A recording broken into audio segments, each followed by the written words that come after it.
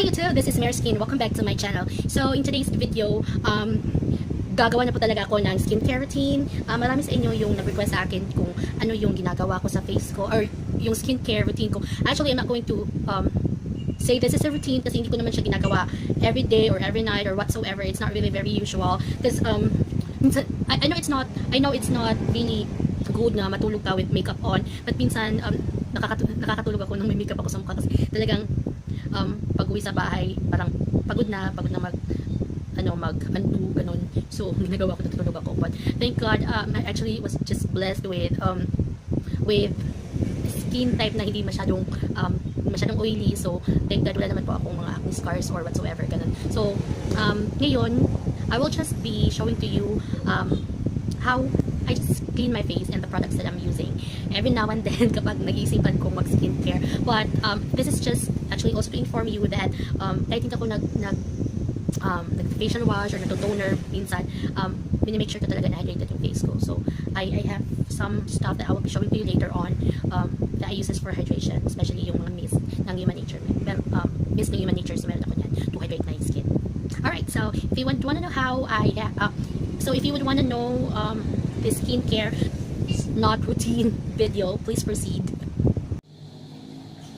Okay, so andito po ako ngayon sa CR kasi CR talaga, comfort room or sa banyo namin.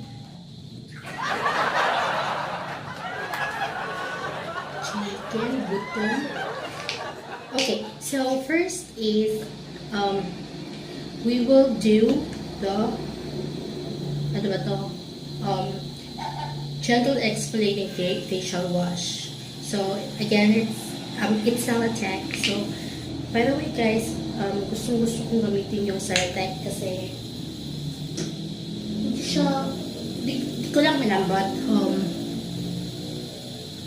gusto ko siyang gamitin kasi super gentle lang niya sa skin.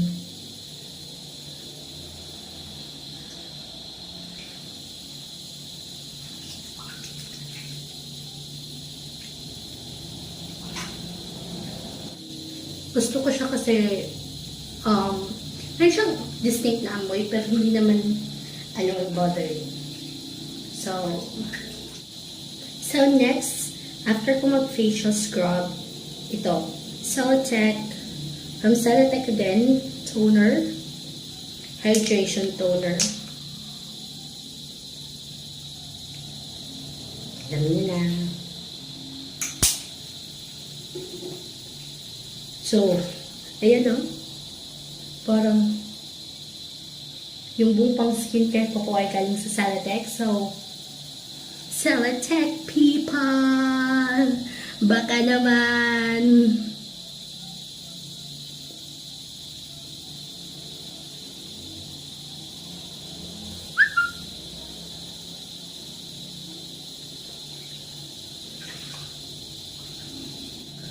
So you have to let it dry after nung toner,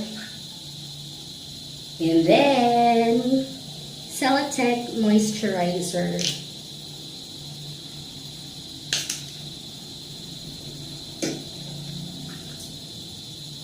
Para sa akin, ito talaga yung the best moisturizer. Hindi siya very sticky sa pakiramdam. Parang I'm not sure, but I think it's water-based kasi parang siya, nagsiset siya kagad sa mo.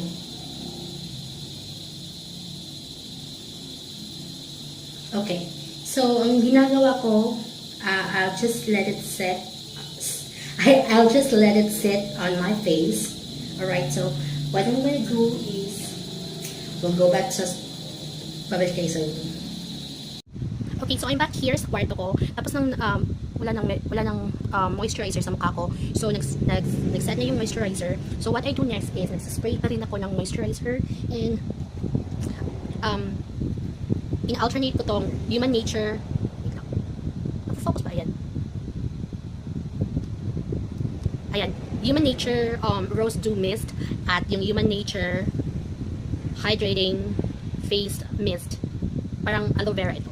Tapos ito rose dew. Ayan. So, naisipan ko mag aloe vera ngayon. So, we'll just spray it in our face. Ayan. And then just let it set. Let it sit. Let it set. Ano ba? Patuyuin natin sa mukha natin. Ayan. Okay. So, ayun lang. Okay, so nagbihis na po ako. Tapos na po akong mag-skincare. Ganun. So, matutulog na ako ngayon. No, just kidding. Today is my rest day.